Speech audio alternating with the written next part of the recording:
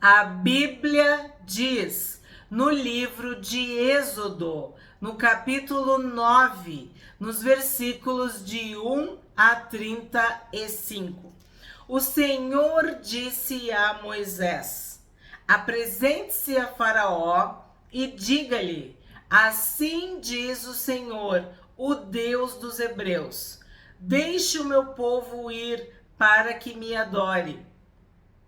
Porque se você se recusar a deixá-los ir e ainda por força quiser detê-los, eis que a mão do Senhor trará uma terrível peste sobre o seu rebanho, que está no campo, sobre os cavalos, sobre os jumentos, sobre os camelos, sobre o gado e sobre as ovelhas.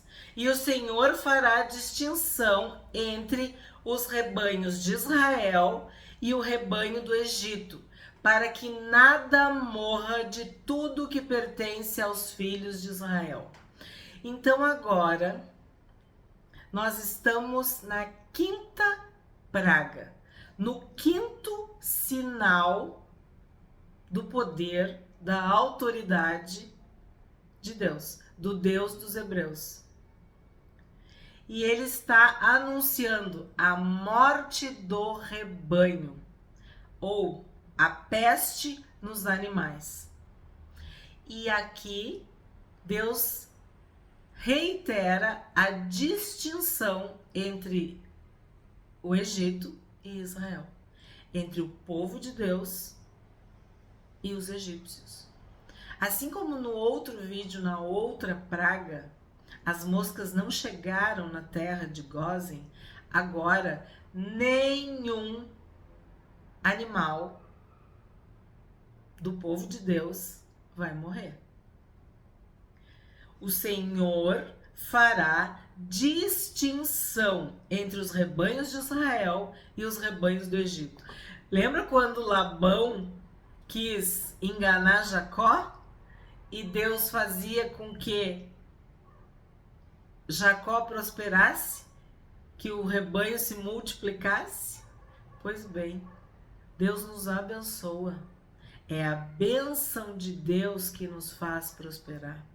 É a mão de Deus sobre a nossa vida que nos guarda, que nos livra, que nos protege. Então aqui nós temos um exemplo.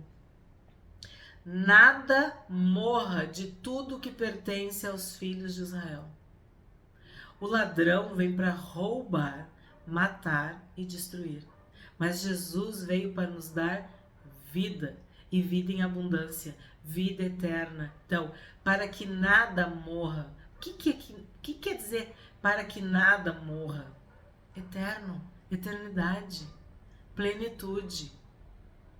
Jesus veio para nos dar vida, vida eterna, vida plena, para que nada morra, para que o inimigo não tenha poder para roubar, matar e destruir, seja o que for, porque nós estamos sob a potente mão de Deus, é Deus que nos guarda.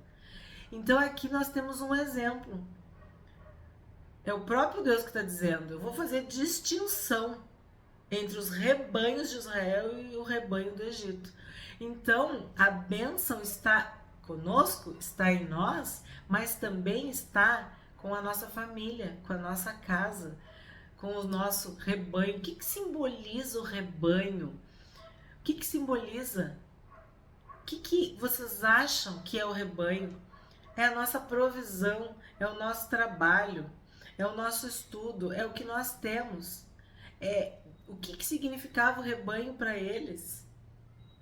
Era o meio de subsistência, era o meio de sobrevivência, era o alimento, era o trabalho, era o dinheiro, era a prosperidade, era a vida deles. Eles precisavam, né, dos seus rebanhos. Lembra que José falou para Faraó que eles eram pastores de ovelhas, né, de rebanhos, desde a mocidade? Então, ninguém ia tocar nos rebanhos do povo de Deus, porque o próprio Deus iria fazer distinção para que nada morra de tudo o que pertence aos filhos de Israel. 5. O Senhor designou certo tempo, dizendo: amanhã o Senhor fará isto na terra. E o Senhor o fez no dia seguinte. Então, isso é muito parecido quando Moisés falou: me diz a hora que tu quer que eu ore. Então, aqui tá bem claro, ó. Amanhã o Senhor vai fazer isso. Então, não é agora. Tu vai saber que é Deus que tá fazendo. E o Senhor fez no dia seguinte. O Senhor o fez no dia seguinte. E todo o rebanho dos egípcios morreu. Porém, do rebanho dos israelitas não morreu um único animal. Nenhum animal do rebanho dos israelitas morreu. Nenhum morreu. Aí tu pensa, o Egito, essa fortaleza orgulhosa e insolente, vendo seus animais mortos e vendo os animais dos hebreus vivos. Imagina. 7. Faraó mandou verificar, e eis que do rebanho de Israel não havia morrido nem um sequer. Mas o coração de Faraó se endureceu, e ele não deixou o povo ir. Então, a fortaleza orgulhosa e insolente continuou com o coração duro. 8. Então o Senhor disse a Moisés e a Arão: peguem mãos cheias de cinzas de um forno, e que Moisés atire essa cinza para o ar diante de Faraó. Aí eu tenho que falar para vocês, aquele que não tinha coragem de falar com o Faraó, agora vai jogar cinza, né, para o ar diante de Faraó. 9. Ela se transformará em pó fino sobre toda a terra do Egito e em tumores que se arrebentem em úlceras nas pessoas e nos animais, por toda a terra do Egito. Então agora vai começar a sexta praga, as úlceras ou tumores, conforme a tradução que tem na Bíblia. Na tua Bíblia, né? Aqui, ó, fala: tumores que se arrebentem em úlceras nas pessoas e nos animais por toda a terra do Egito. Eles pegaram cinza de um forno e se apresentaram a Faraó. Moisés atirou a cinza para o ar e ela se transformou em tumores que se arrebentavam em úlceras nas pessoas e nos animais. Como eu digo para vocês, são sinônimos, tumores e úlceras, né? Significa que eles ficaram tomados de feridas, né? 11. Os magos não puderam permanecer diante de Moisés por causa dos tumores, porque havia tumores nos magos e em todos os egípcios. Porém, o Senhor endureceu o coração de Faraó e este não os ouviu, como o Senhor tinha dito a Moisés. Então, tu imagina, todos os egípcios com úlceras, com tumores, e os magos nem conseguiam ficar na presença de Faraó. Porque aí tu fica imaginando, porque sentiam dor, porque devia ter pus, porque devia ter mau cheiro, porque não conseguiam ficar de pé, enfim, não se sabe. Mas mesmo assim, Faraó não deixou o povo ir. O Senhor endureceu o coração de Faraó e este não os ouviu, como o Senhor tinha dito a Moisés. Aí aqui, o que a gente vê? Que este orgulho, essa insolência, essa prepotência, essa vaidade dos egípcios está sendo atacada de todos os lados. Porque se a gente pensa em cada uma das pragas, é como se Deus estivesse agindo em pontos específicos, né? Como a gente viu lá no início, mostrando a sua soberania sobre os governos, né? O rei, a nação, o povo, né? As pessoas, os animais, a natureza. Deus mostrando que ele manda em tudo e em todos. 13. O Senhor disse a Moisés: levante-se de manhã cedo, apresente-se a Faraó. Me lembrou Abraão, que era sempre de manhã cedo. E diga-lhe: assim diz o Senhor, o Deus dos Hebreus. Então esse Deus dos Hebreus já está bem conhecido, bem famoso. Quem é esse Deus? Lembra quando começou? Faraó não conhece esse Deus. Não vou obedecer esse Deus. Agora, o Deus dos Hebreus está se fazendo conhecer, como Deus tinha dito. Que todos esses sinais, esses prodígios, essas maravilhas, iriam fazer com que Faraó soubesse quem é o Deus de Israel. Deixe o meu povo ir para que me adore, pois desta vez enviarei todas as minhas pragas sobre o seu coração. Olha só. Sobre os seus oficiais e sobre o seu povo, para que você saiba que em toda a terra não há ninguém que seja semelhante a mim. Então, esta menção sobre o coração é interessante, porque existem pessoas que são muito abaladas emocionalmente, que não suportam, né, certas coisas, que tem um limite muito frágil, que sua saúde mental entra em colapso com mais facilidade do que outras. Então, existem pessoas que suportam, né, sei lá, uma dor física, mas uma dor emocional, psicológica, psíquica. Porque quando Deus diz, ó, todas as minhas pragas sobre o seu coração, tá mostrando que vai haver um abalo emocional, psicológico. A pessoa vai sentir uma angústia, uma ansiedade, um medo, um nervosismo, algo da alma, né? Algo na alma.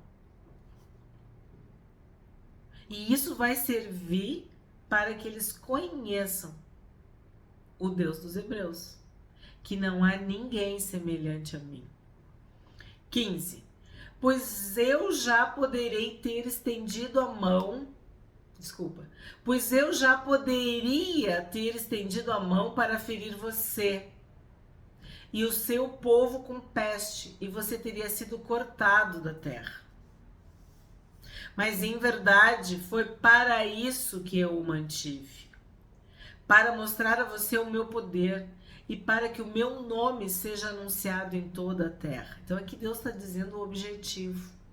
E isso responde muitas pessoas que perguntam por que Deus não destruiu Satanás? Por que Deus não destrói Satanás? Por que Deus permite que o mal exista? Olha a resposta que está aqui. Eu já poderia ter estendido a mão para ferir você e o seu povo com peste, e você teria sido cortado da terra. Mas, em verdade, foi para isso que eu o mantive. Presta bem atenção, hein? Para mostrar a você o meu poder e para que o meu nome seja anunciado em toda a terra. Nós sabemos que Satanás quis ser igual a Deus. E se ele quis ser igual a Deus, é porque ele se achava igual a Deus. Ele acreditava na sua capacidade, na sua beleza, na sua inteligência, no seu poder. E ele quis medir forças com Deus. Então aqui, Faraó e o Egito simbolizam o mal. Eles ocupam, vamos dizer assim, essa posição. Eu tenho dito isso para vocês. Uma batalha, uma guerra, uma luta entre o bem e o mal, entre Deus e o inimigo, entre Deus e Satanás, entre Deus e o poder das trevas. Então, Deus não destruiu para mostrar a você o meu poder e para que o meu nome seja anunciado em toda a terra. Cada vez que um de nós se converte, cada vez que um de nós reconhece o Senhor Jesus como único e suficiente Salvador, quando nós nos rendemos, nos convertemos e nos voltamos para Deus com um coração puro, sincero, adorando e amando a Deus, Satanás perde. E ele perde feio. E ele perde muito. Porque há alegria no céu quando o pecador se arrepende. E o pecador se arrepende porque ele se volta para o seu Criador. E com toda a artimanha das trevas, todas as tentações, todo o arsenal, né? Todos os dardos inflamados do maligno, todas as astutas ciladas, tudo isso não tem efeito. Tudo isso cai por terra, porque somos de Deus. Então ele perde muito, ele é derrotado. Quando cada um de nós, por livre e espontânea vontade, no exercício da liberdade, do livre-arbítrio, porque quer, porque escolhe Deus, porque recebe Deus, porque quer Deus. A todos quanto receberam, deu-lhes o poder de serem feitos filhos.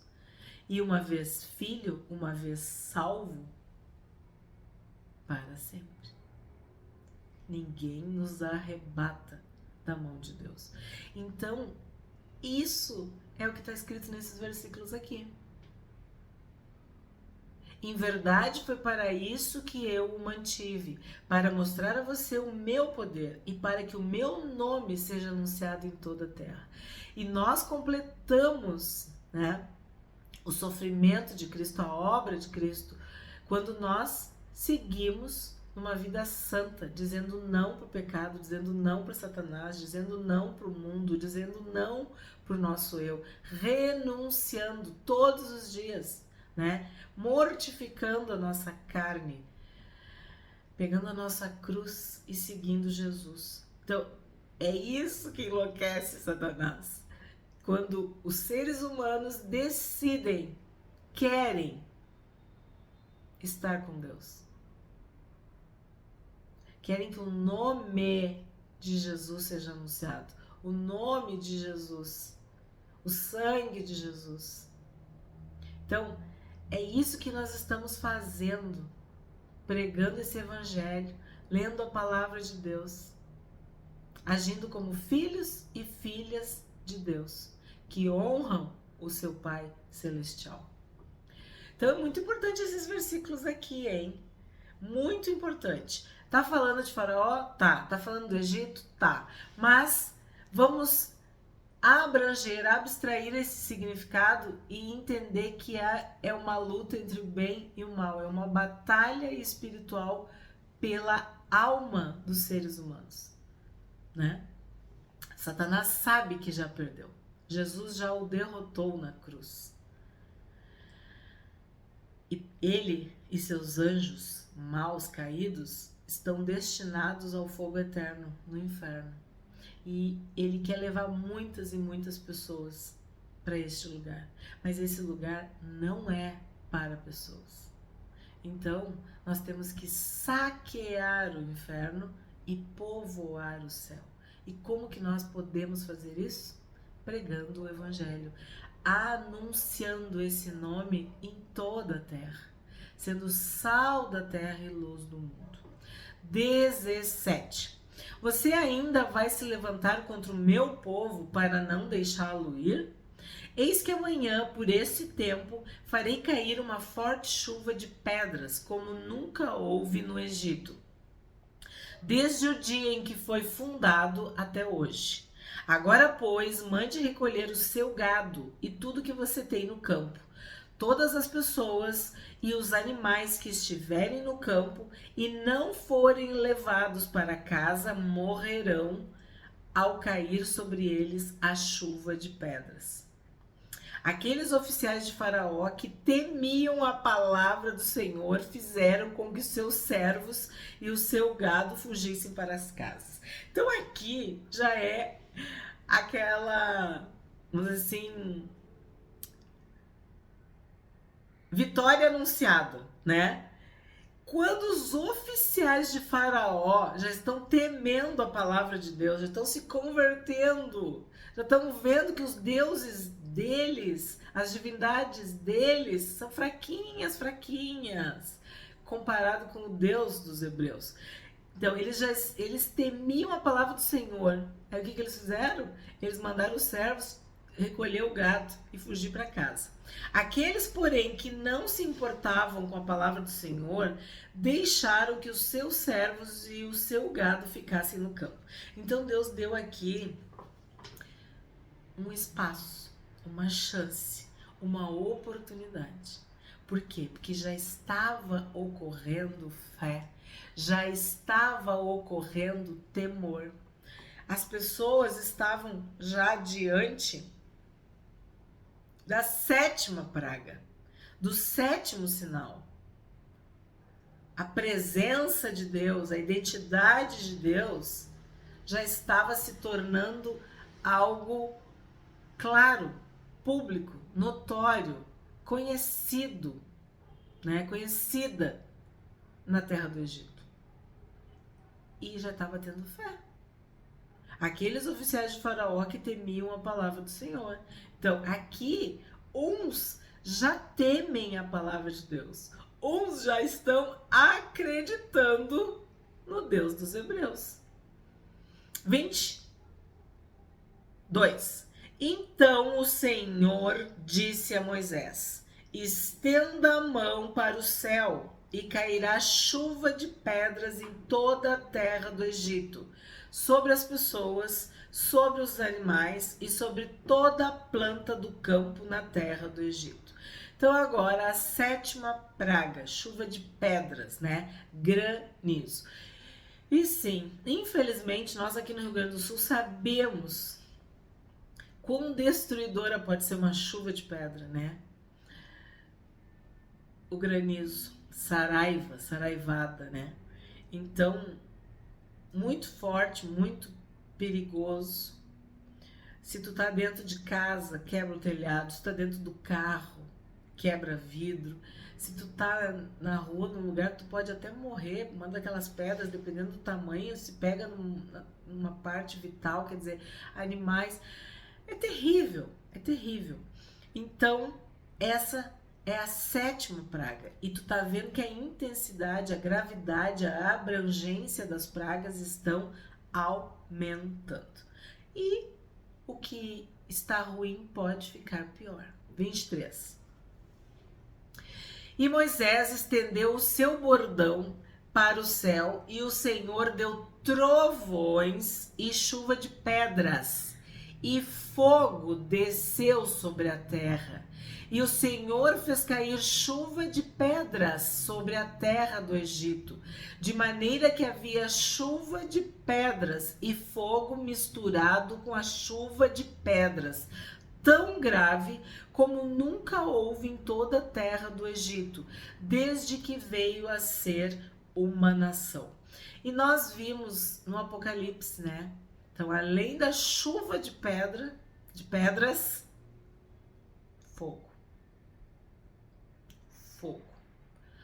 Trovões e fogo. É uma situação assustadora, horrenda. Se chuva de pedras já é terrível, imagina com fogo, né? 25. Por toda a terra do Egito, a chuva de pedras destruiu tudo o que havia no campo, tanto pessoas como animais. A chuva de pedras destruiu também todas as plantas do campo e quebrou todas as árvores do campo. Então, olha de novo. Toda a terra do Egito. Quando a Bíblia fala toda a terra do Egito, tu tem que crer que é toda a terra do Egito. Isso significa uma destruição total. A chuva de pedras destruiu também todas as plantas do campo e quebrou todas as árvores do campo. 26. Somente na terra de Gósen, onde estavam os filhos de Israel, não houve chuva de pedras. Então Deus, mais uma vez, guardou, protegeu, livrou o seu povo. 27. Então Faraó mandou chamar Moisés e Arão e lhes disse: olha, quando a coisa fica difícil, quando aperta, ele manda chamar Moisés e Arão. E lhes disse: desta vez pequei. Então Faraó falou: desta vez pequei. O Senhor é justo, porém eu e o meu povo somos ímpios. Ele estava medindo forças com o Deus eterno, com o Deus todo-poderoso. E agora ele está dizendo que esse Deus, esse Senhor é justo. E está dizendo que ele e o povo dele são ímpios. Aí a gente pode dizer assim, são as tuas palavras, como o Senhor Jesus, tu dizes. 28. Orem ao Senhor, pois já bastam estes grandes trovões e a chuva de pedras. Eu os deixarei ir e vocês não ficarão mais aqui.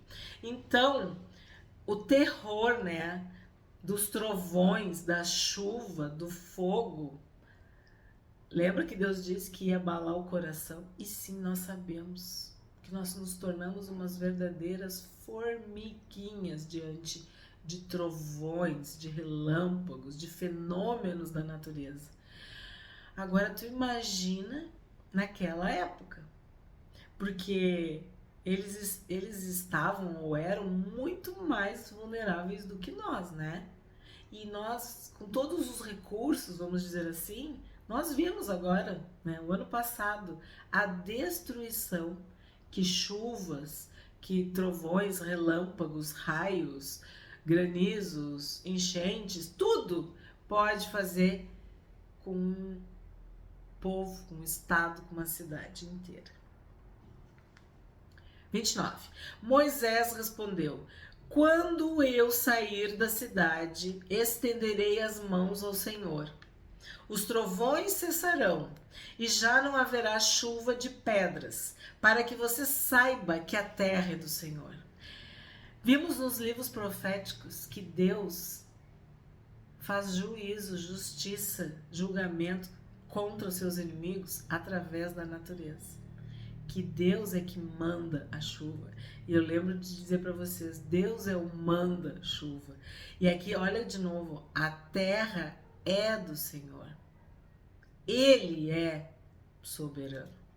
Mas, quanto a você e aos seus oficiais, eu sei que ainda não temem o Senhor Deus. Então significa que aquela frase, aquela palavra, o Senhor é justo, porém eu e o meu povo somos ímpios, não foi sincera. Porque eu sei que ainda não temem o Senhor Deus. Mas é uma questão de tempo. 31. O linho e a cevada foram destruídos, pois a cevada já estava na espiga e o linho estava em flor. Porém o trigo e o centeio não sofreram dano, porque ainda não haviam nascido. Então aqui eu tenho que lembrar vocês de José, dos 7 anos de fartura, de abundância, os 7 anos de fome e de escassez. Então, o linho, a cevada, o trigo e o centeio. O que José orientou o faraó na época? De que ele deveria reunir, reservar, depositar, guardar os cereais, encher os celeiros de cereais. No tempo de abundância, lotar os celeiros, para que no tempo de escassez eles tivessem recurso. Então aqui a gente está vendo a citação desses cereais: linho, cevada, trigo e centeio. Então, o Egito era sim uma terra próspera, fértil, arável, né? Própria para a agricultura. E imagina a destruição que essa chuva de pedras causou. Aí ele fala que o trigo e o centeio não sofreram dano, porque ainda não haviam nascido. Mas é só esperar mais um pouquinho que tu vai ver o que vai acontecer nos próximos capítulos. 33. Moisés saiu da presença de Faraó e da cidade e estendeu as mãos ao Senhor. Cessaram os trovões e a chuva de pedras, e não caiu mais chuva sobre a terra. Quando Faraó viu que cessaram as chuvas, as pedras e os trovões, tornou a pecar e endureceu o coração, ele e os seus oficiais. E assim Faraó, de coração endurecido, não deixou ir os filhos de Israel, como o Senhor tinha dito a Moisés. Deus disse que o coração deles não era sincero, era duro, né? Eles não temiam ainda. E foi exatamente isso que aconteceu.